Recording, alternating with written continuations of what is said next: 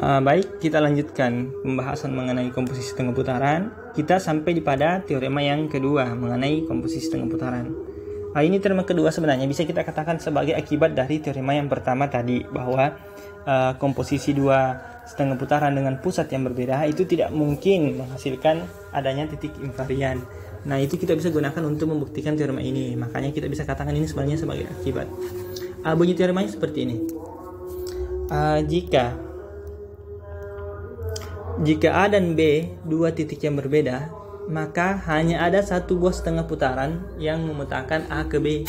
Jadi kalau kita punya dua titik yang berbeda, katakanlah A dan B, setengah putaran yang memetakan A ke B maupun dari B ke A itu kan sama saja, itu satu saja, tidak mungkin ada dua atau lebih setengah putaran yang demikian. Untuk membuktikannya kita gunakan kontradiksi. Berarti di awal kita misal A tidak sama dengan B titik di V, kemudian dan kita misalkan juga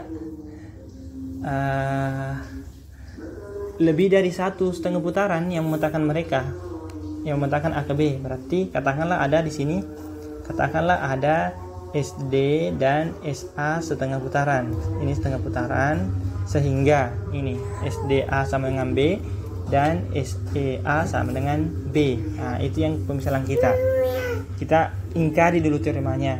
Nanti kita akan temukan kontradiksi. Bagaimana caranya? Sekarang kita perhatikan.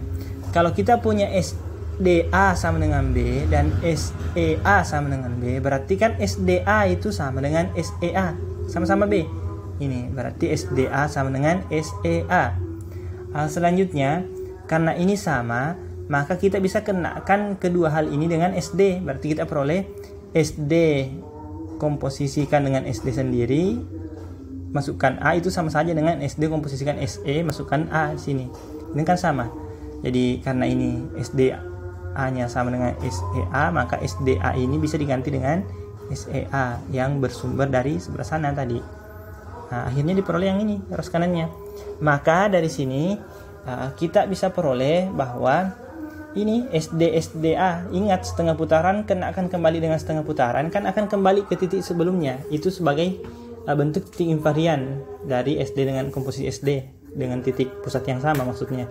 Berarti SDA ini hasilnya adalah A ini. Sehingga kita peroleh A sama dengan SDA. Apa akibatnya?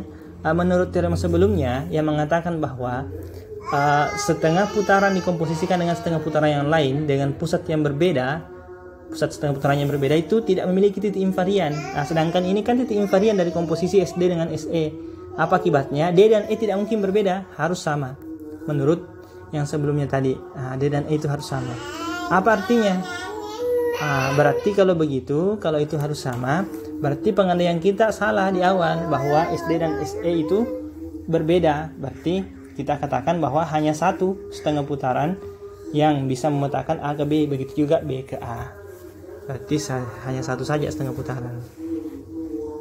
Di sini sebenarnya kalau kita selesaikan, nanti akan ditemukan bahwa satu-satunya setengah putaran yang dimaksud itu adalah T-nya berada di tengah AB. Ini mudah dilihat sebenarnya. Ini A misalnya, ini B misalnya.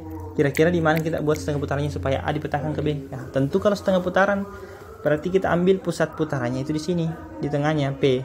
Ini. Supaya kalau setengah putaran kan A setengah putarannya kan jadinya ke sana. B kalau setengah putarannya kan jadinya ke sana. Seperti itu maksudnya.